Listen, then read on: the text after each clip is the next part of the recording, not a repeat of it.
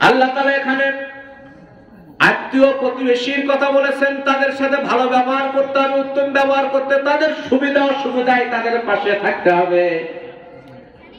আমার নবীজি বলেছেন যে প্রতিবেশীর কারণে প্রতিবেশী সন্তুষ্ট নয়,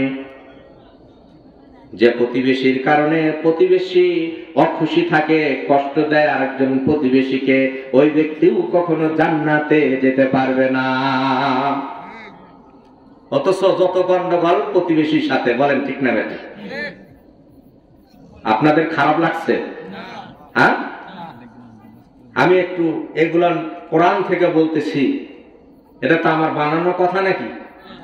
হ্যাঁ, কিন্তু আমরা যদি আমাদের প্রতিবেশীকে ক্ষতি করে থাকি, তাহলে ওই প্রতিবেশীর সঙ্গে আপনি যে ক্ষমা চান, ভাই এতদিন যা আমরা করছি, আপনি যত ক্ষতি করছি, আমরা মাফ চাচ্ছি, আর কখনো করব না। আল্লাহর আরশ খুশি হয়ে যাবে, আপনার জান্নাতের জন্য আপনার যথেষ্ট হয়ে যাবে ইনশাআল্লাহ।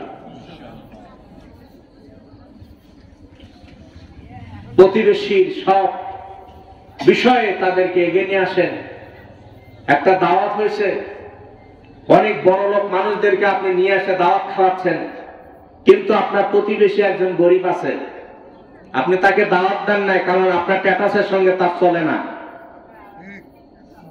আপনার যারা আত্মীয় আসবে, যে মেহমানরা আসবে, তাদের সঙ্গে তাদের পোশাক আশাক কথাবার্তার মধ্যে আপনার চলতেছে না, এই জন্য তাকে আপনি দাওয়াত দেননি। ভালোভাবে লক্ষ্য করে দেখেন, এন্ডামেন্ট টাইম, এই যে বাসায় এত পোলাও কোরমা করা হয়েছে, এত সুন্দর সুন্দর রান্না করা হয়েছে, ওই যে প্রতিবেশীর ওই যে সন্তানটা, সে দৌড়ে এসে বলে, বাবা কত সুন্দর ঘ্রাণ গুলো আমরা পাচ্ছি, কত সুন্দর ঘ্রাণ, আমাকে এটা খাওয়ার মন চাচ্ছে। অথচ বাবার ওই রকম সামর্থ্য নাই, বাবার ওই রকম অবস্থা নাই, এত সুন্দর সুন্দর খাবার গুলো ক্রয় করে নিয়ে এসে সন্তানকে খাওয়াবে। তখন বলে ওই মা, ওই বাবার অন্তরটা কি বলে। অথচ আমরা এরকম করে থাকি কি থাকি না?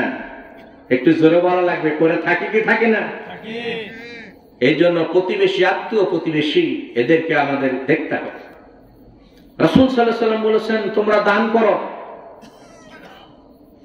প্রতিবেশীকে দান করো, বা একদিন যাকে খুশি দান করো, সেখানে এক প্রকারের সদকা তুমি সওয়াব পাবা। কিন্তু আত্মীয় প্রতিবেশীকে, আত্মীয় দরিদ্রকে তুমি যদি দান করো, তাহলে ডবল সওয়াব পাবা। সুবহানাল্লাহ। তাহলে আত্মীয় প্রতিবেশী বা আত্মীয়দেরকে দান করা, সৎকা করা, তাদের সুখে দুঃখে তাদের পাশে থাকা, এটা আল্লাহ তাআলা খুবই পছন্দ করেন, নবীজি খুশি হয়ে যান, বলেন না সুবহানাল্লাহ। তাহলে আমরা কি এখন থেকে পারবো আমাদের প্রতিবেশীর সাথে সবচেয়ে ভালো ব্যবহার করে?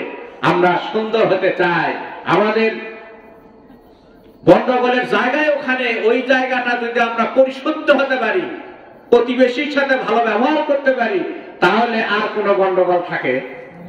হ্যাঁ, আর কোনো গন্ডগোল থাকবে না। মহান রব্বুল আলামিনের পরে আসুন, ওয়াল জারিল জুনুব, অনাত্মীয় প্রতিবেশী যারা, এতক্ষণ হলো আত্মীয় প্রতিবেশী, এখন আমাদের এমন কিছু প্রতিবেশী থাকে যারা আমাদের ব্লাড কানেকশন নেই, আমাদের আত্মীয় না, কিন্তু আমাদের সঙ্গে তারা থাকে, এমন প্রতিবেশী আছে না? বলেন। এই প্রতিবেশীর ব্যাপারেও আল্লাহ তাআলা বলছেন ইহসান, তাদের সঙ্গে তোমরা ইহসান করো। এই প্রতিটা শব্দের আগে একটা করে ওয়াও আল্লাহ ব্যবহার করছেন। এই ওয়াওটা ইহসানের দিকে ইজাফাত করেছে, মানে ইহসানের অর্থ বোঝায়। এই ওয়াও দ্বারা প্রত্যেকটা জায়গাতে ইহসান থাকার কথা ছিল, কিন্তু আল্লাহ দেন নাই, ওখানে ওয়াও দিয়ে বুঝাইছেন যে এটা ইহসান। সুবহানাল্লাহ। কোন আল্লাহ কত বিজ্ঞানময়, আল্লাহ তাআলা কত করুণাময়, আল্লাহ আমাদের কত দয়া করেছেন, প্রতিটা জিনিস খুলে খুলে আল্লাহ তাআলা দেখায় দিয়েছে।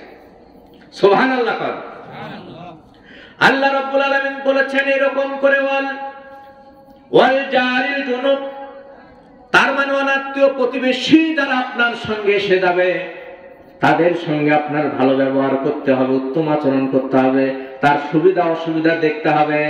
তখন আমাদের মধ্যে এমন কিছু কথা আছে, ও তো আমাদের আত্মীয় না, ওকে ড্রেন দেব না, রাস্তা দেব না, হ্যাঁ পানি যাওয়ার রাস্তা ওকে পানি যেতে পারে না, এরকম ড্রেন যেন না হয়, পায়ে যেন হাঁটতে না পারে, গাড়ি যেন না ঢুকতে পারে, এইরকম করে এগুলো বন্ধ করে দেয় বলে আমরা তো স্থানীয়। হ্যাঁ বাড়ি করার সময় প্রতি তালায় 1 লাখ 2 লাখ টাকা তোমাকে দিতে হবে, তুমি তো এলাকার না। চান্দাবাজি আছে না নেই? এই চান্দাবাজি করে কি করবেন? চান্দাবাজি করে, সন্ত্রাসী করে, অন্যের মাথায় বাড়ি মেরে, অন্যায় করে, অপকর্ম করে কোন প্রকার পার আল্লাহর কাছে পাওয়া যাবে একদম 1 ইঞ্চি পরিমাণ সুযোগ নাই।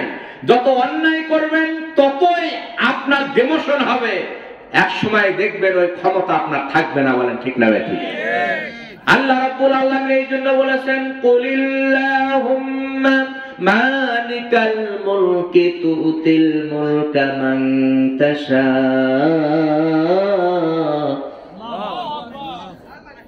আল্লাহ তো রাজা দিরাজ,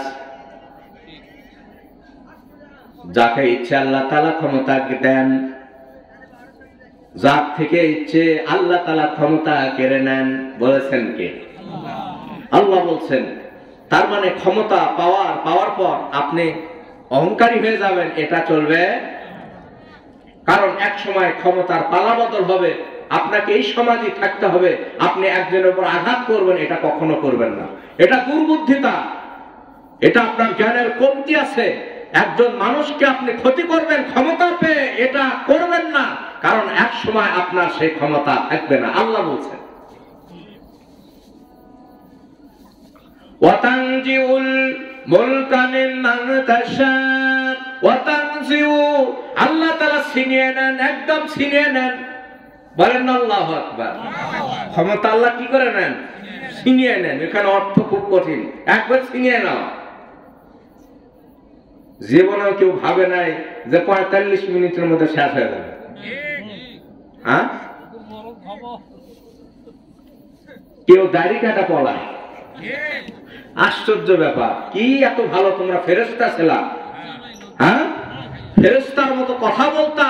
নবীজি বলেছেন, সাত জামানায় এমন একটা অবস্থা হবে, নবীজির ভবিষ্যৎবাণী, এমন একটা সময় হবে এরা কথা বলবে নবীদের মতো, এবং তাদের অন্তরটা হবে বাঘের মতো, আর এরা কাজ করবে খোদাদ্রোহী ফিরাউনের মতো। এই সবগুলো অর্থ, এর সবগুলোর শর্ত এদের মধ্যে আছে না নাই? বলে এরা এত পরিমাণে টাকার দরকার, এরা মনে হয় প্রতিদিন টাকাও যদি খাইতে বলা হয়, এরা মরার আগে মনে হয় শেষ করতে পারবে না। বলেন ঠিক না? এত টাকা দরকার। হ্যাঁ, আল্লাহ রাব্বুল আলামিন এই জন্য বলেছেন, কুলিল্লাহুম্মা মালিকাল মুলক। আমি নিজেই তাদের, আমি রাজাদিরাজ, আমি তাদের কাছ থেকে ক্ষমতা যখন কেড়ে নিই, আবার ক্ষমতা আমি তাদের দিই, আবার ক্ষমতা কি করি? কেড়ে নিই। তো সম্মানিত মুসল্লিয়ান ইকরাম, আল্লাহ রাব্বুল আলামিন এখানে